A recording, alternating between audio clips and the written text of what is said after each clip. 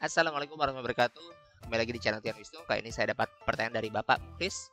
Permisi Bang, mohon dibuatkan tutorial cara mengatasi menu buku tamu, pengembalian mandiri, peminjaman mandiri, baca di tempat, kalau sudah menginput username dan password yang benar malah muncul tulisan Forbidden 403.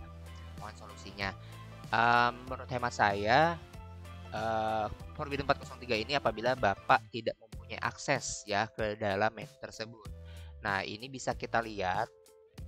Ini saya contohkan. Misalkan Bapak dibuatkan user admin oleh si super admin ya. Contoh ini saya ya, Pak Jajang ini. Nah, ini saya uncek nih. Ya, saya uncek lokasinya. Lalu saya simpan. Oke. Nah, maka ketika saya membuka menu ya, membuka menu tadi ya, pengembalian mandiri atau buku tamu.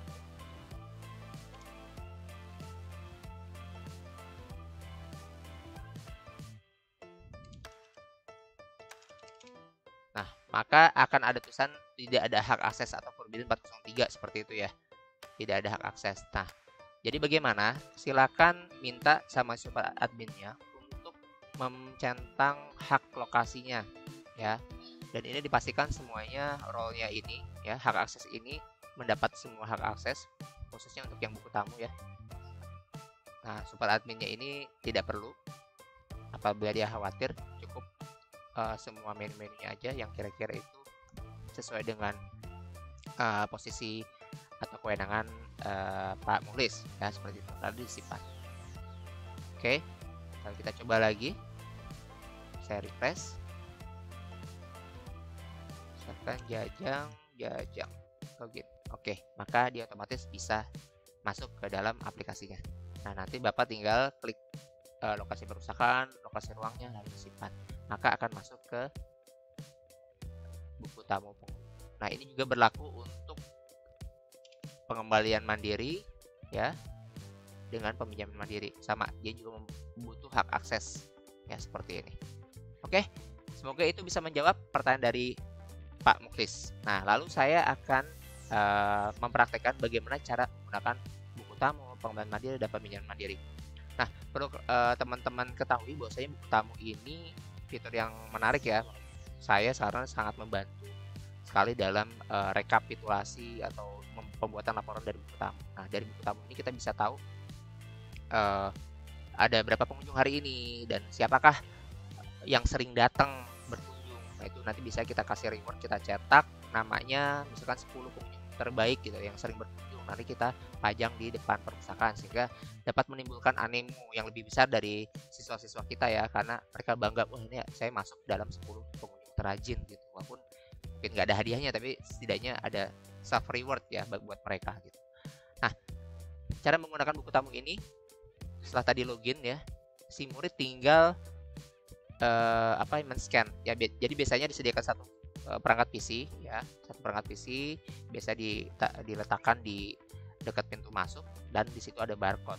Nah, jadi si murid bisa men-scan kartu anggota perpusnya ya, contoh seperti ini.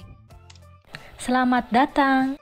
Ya, atau diketik manual dengan keyboard, yaitu serah bagaimana si perpus menyediakan infrastrukturnya.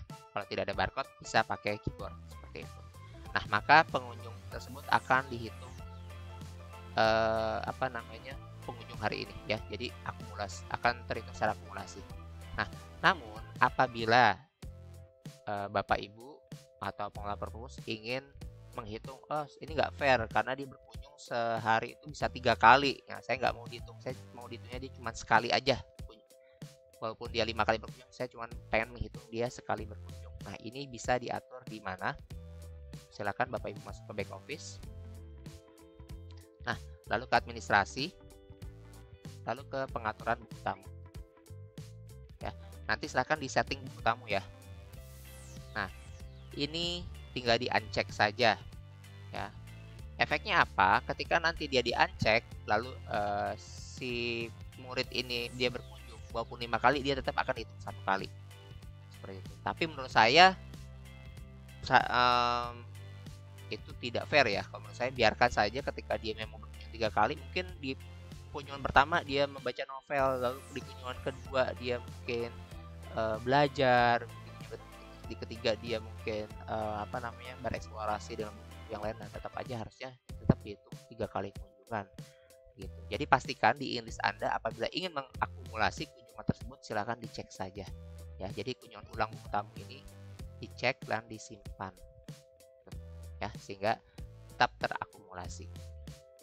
Oke, mungkin itu untuk buku tamu pengunjung yang bisa Anda gunakan. Selebihnya kalau misalnya non anggota ini juga bisa, cuman dia agak sedikit effort karena harus mengisi secara detail ya, karena nanti ini untuk statistik.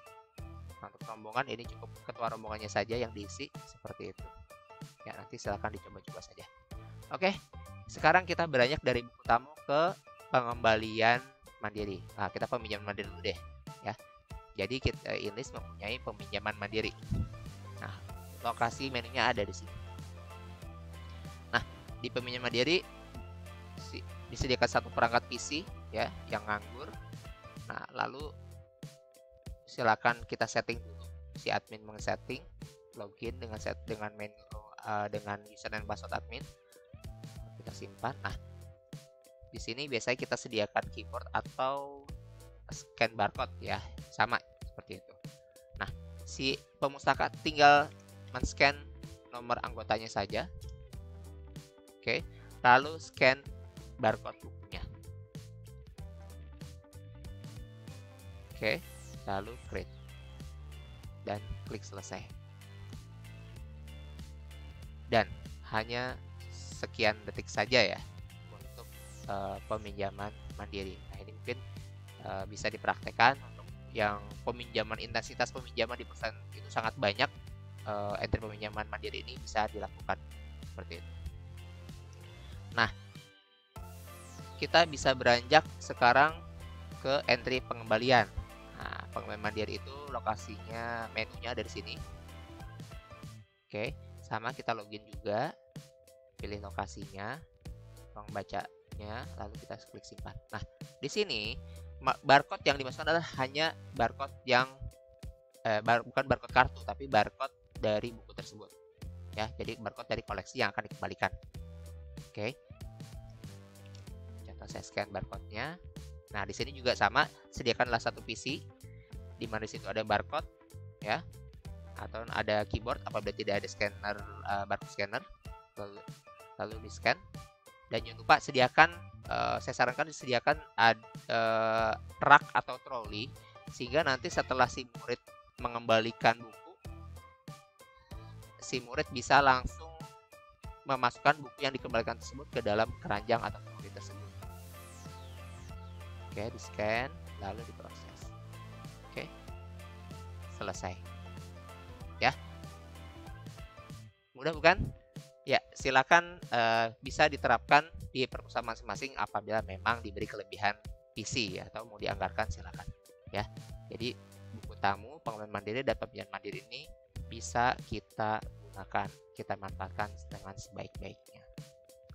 Ya, demikian teman-teman. Semoga video ini bermanfaat. Like dan subscribe apabila menyukai video ini, dan sampai jumpa di video selanjutnya. Wassalamualaikum warahmatullahi wabarakatuh. Salam literasi.